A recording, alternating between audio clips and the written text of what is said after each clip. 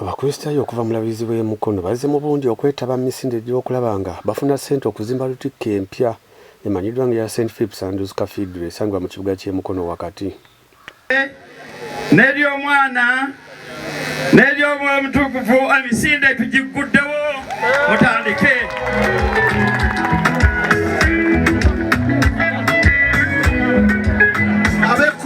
Ab'ekkumi baabo bano beetabye mu misinde omubadde kilomitazi 10, 5 ne 2 abamu gibayinze obuzito ne batambulawo butambuzi n'ebigere byabwe. Omugenyi omukulu ku mukolo guno Emmanuel Katongole okuva mu Quality Chemicals agamba lutiiko y'e Mukono ya muwendo nnyo okubanga yavudde mu bassabalabizi 2 leka n'akaseera okukaba nga bazimba lutiiko empya era ono n'agamba agenda bawa obukadde 12 nga buli mwezi ajja bawa obukadde 10 era bawadde cheeke ya bukadde 10 obutandika okuzimba lutiiko empya. Era ddala Mukama mulungi atuwadde olunaku luno tumutendereze. Sebo kitaffe omulabirizi abakulisitayo b'e Mukono abantu ba Katonda mwenna mwebale nnyo okukeera tuzimba ennyumba y'Omukama. Mwebale nnyo mwebalire ddala era sirina kubuusabuusa nti obumalirivu bwendaba wano lutiiko ono ajja kuggwa mu myaka gye twakibimira ddala oba eggwe nga tetunnaba na kutuukayo. Awali amaanyi ga Mukama buli kimu kisoboka. Mbakubiriza bakulisitayo baganda bange buli omu akole kyakola okulaba nti omulimu guno guggwa. Lutiiko w'e Mukono lutiiko nkulu nnyo mu nsi eno Uganda.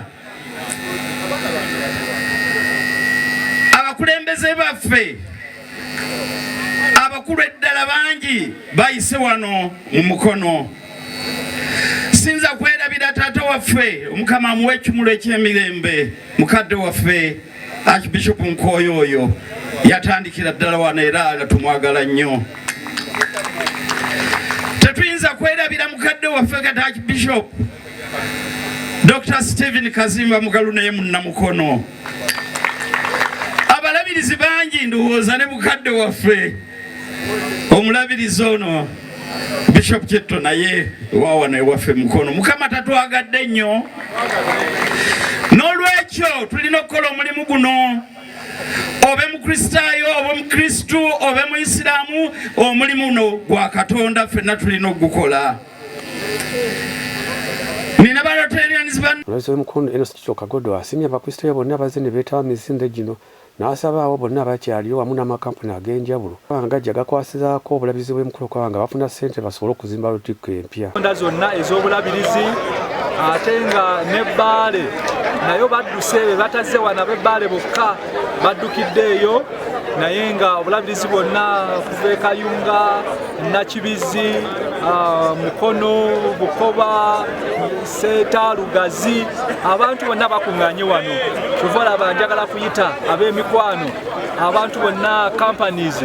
Guno mukisa munene ogw'okweraga nga gye muli kubanga abantu bakuŋŋaana okuva mu nsonda zonna ate ne bajja ne bakozesa emibiri gyabwe olw'okuzimba ennyumba ya Katonda. So ekintu kino kirungi nnyo era nkubiriza abantu kubanga ndabye wano nga batukozesaamu kadduyiro abantu nga bakaluba. Njala kuyita abantu bonna mujje tuzimbe ennyumba ya Mukama. Mukama ajja kutuwa omukisa, Mukama ajja kubawa omukisa kubanga twetaaga biliyoni 6 okudda waggulu okusinziira ku mbalirira y'abakugu. Kaakati twetaaga sente ezo nnyingi sofa nezo naze tufunye tuli bukadde nga 4-5 zigenda kutandika butandisi musingi. So twetaaga sente nnyingi mpita amakampuni mpita abantu kinoomu abazira kisa mwenna muziye muwandigire omulimu guno. Ekkanisa eno tugizimbe mu budde obutono tusobole okuweesa Katonda ekitiibwa kubanga tuli bangi ate ennyumba yaffe gye tulina ekuze ate ntono. Ajja Fatuma Ndisa Nabitaka asanyukidde abakulisitayo b'e Mukono kubanga batandika okuzimba lutiiko empya n'agakana akaseera obulabizi n'ofuna lutiiko eweesa ekintu kino ekitiibwa. N'agamba ng'ekirungi ekiri kumpi ne Kampala abantu tebakyasobola kuddira mu lutiiko eno. N'asaba buli muntu yenna okulaba nga gy'akwasizako omulabizi w'e Mukono ofuna ssente okuzimba lutiiko empya.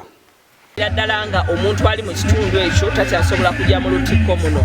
Ate era tugamba nti ennyumba ya Mukama erina okuba nga eweesa ekitiibwa n'abo abagisinzizaamu.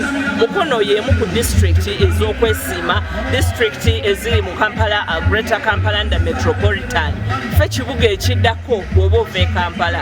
Kati olabira ddala nga tulina okulaga ekifaananyi wano we tulina university, tulina institutions nnyingi nnyo. Naye olaba nga abaana balina kubanga bafuna service eyabwe, abantu bafune eyabwe, abalala abakulu ate abavubuka nabo bafune eyabwe.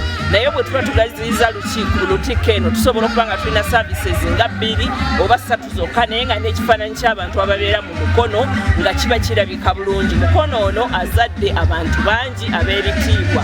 Archbishop omugenzi eyali Bishop Mpalanyi Nkoyoyo oba Livingstone Mpalanyi Nkoyoyo yali ava mu lutiiko muno. Bw'olaba aliwo olwaleero Archbishop Okuzimba Mugalu yali ava mu lutiiko muno. N'olwekyo Mukono eteekateeka babishopu bangi mu ggwanga. Bishop Kiseka naye ava mu lutiiko muno. Kati Bishop Sebagala omuwummuze, Bishop Luzinda Saalongo ne Bishop Kagoda aliwo olwaleero. Olaba nga bonna bantu bankulaakulana oluvannyuma lw'okubeera n'amasomero amangi, oluvannyuma lw'okubeera n'abatuuze abanene mu ggwanga. Olabira ddala ng'ekifaananyi kya lutiiko eno ya St. Andrew and Phillips Church tulina okukyetabamu newankubadde ng'olaba nti olina Hajjat Fatuma Ndisa Nabitaka naye era wano akalandira weekali kubanga abantu b'enkulembera mu by'okwerinda abasinga bonna ba mu lutiiko muno. Ate era tulina okuleeta obumu mu madiini ag'enjawulo. Mulimu abakatuliki be tubadde nabo mu Emisinde, abasiraamu babaddewo, fe abakulira ebyokwerinda, nze DPC wange ttiimu yonna eya security olaba nga weeri. Gavana waffe owa Mukono naye tubadde naye ow'ekitiibwa Ssekiboobo kubanga Mukono district ya culture naye era tulina okugatta culture ne religion okulaba nga abantu betukulembera babeera nga balungi ate nga bonna ekifaananyi ky'enzikiriza zaabwe kivaayo mu bulungi. Okusobola okukuza eggwanga lino tulina okuba nga tulina abantu abalyowo emyoyo ate nga bagiryowera mu bifo ebirabika obulungi. Okugjayo ekibuga kyaffe Mukono tulina industries nyingi, tukuŋŋaanya ba investors bangi.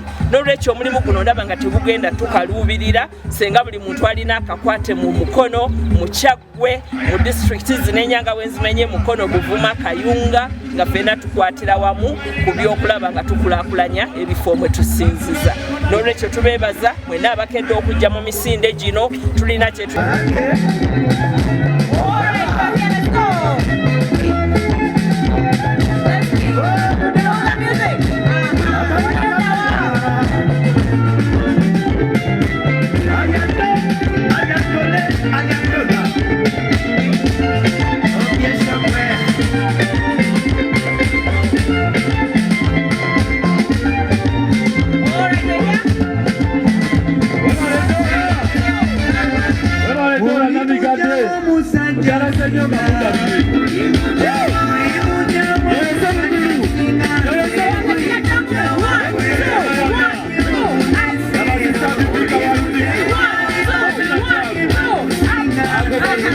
Go!